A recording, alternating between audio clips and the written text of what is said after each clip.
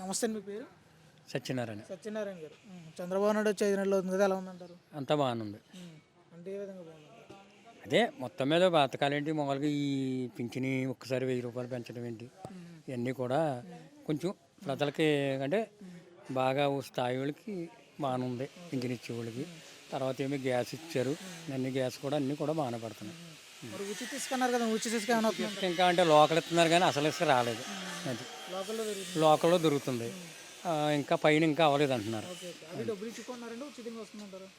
అదే డబ్బులు ఇచ్చే అంటే 2000 3000 టాటర్ కిరాయి పడుతుంది కదా, ఇసుక ఫ్రీయే టాటర్ కిరాయ వాళ్ళు తీసుకొచ్చినందుకు వాటికి అవుతుంది. అంతేగాని రేవులో నుంచి తీసుకొస్తారు పడవ మీద, వాళ్ళు ఇక్కడ వేస్తారు, వేసి అమ్ముతున్నారు. అవి అమ్మింది ఏం చెప్తున్నారంటే అదే పడవ కిరాయి పడాయి, ఓకే. తర్వాత ఏమో టాటర్ కిరాయి ఇట్లా ఇసుక అయితే ఉచితంగా వస్తుందంటారు? ఇసుక అయితే మరి ఇంకా ఇస్తానన్న పథకాలు అయినా వస్తున్నాయంటారా? తల్లికి వందనం, ప్రతి మహిళకి 1500 ఇంకా రాలేదు. ఇంకా రాలేదంటారు? ఇంకా రాలేదు. బస్సు కానీ ఇది కానీ ఫ్రీ బస్సు, ఫ్రీ బస్ రాలేదు. రైతు భరోసా కానీ. రైతు భరోసా ఇంకా రాలేదు.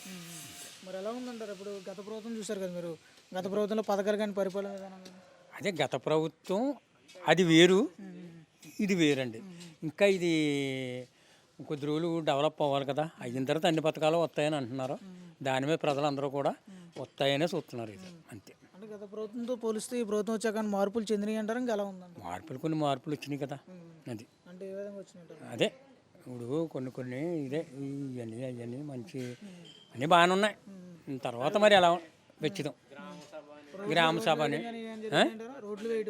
రోడ్లు వేయటం అంటే మామూలుగా ఇదివరకు ఈ 5 సంవత్సరాల్లో ఎక్కడ మామూలుగా గోతులు పూడుతుంది కూడా, ఓకే ఓకే. ఇప్పుడేమో ఇంకా గోతుల్ని పూడ్చి దారులు చాలా బాగా ఉన్నాయి. ప్రతి ఒక్కరు కూడా కొంచెం ఈ పంచాయతీకి డబ్బులు ఇవ్వటం వల్ల అవి ఇది కొంచెం పనులు చేయటం. పవన్ కళ్యాణ్ గెలిచాక ఎలా చేస్తున్నారంటారు? పవన్ కళ్యాణ్ గెలిచిన తర్వాత ఆయన బాగానే ఉంది.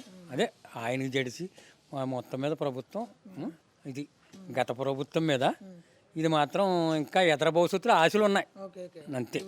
ఈ ప్రభుత్వం మీద అంటే అన్నీ ప్రకటిస్తారు, అన్నీ చేస్తారు. చేసిన తర్వాత ఇప్పుడు మనం దాన్ని ఏ రకం చేయాలి, అదే దాన్ని బట్టి అని ప్రజలు అలా ఉన్నారు. మరి ఇప్పుడు పవన్ కళ్యాణ్ పంచాయతీ రాజ్ శాఖ తీసుకున్నారు కదా, పంచాయతీలో ఏమైనా మార్పులు ఉన్నాయంటారు, ఇంకా ఎలా ఉందంటారు?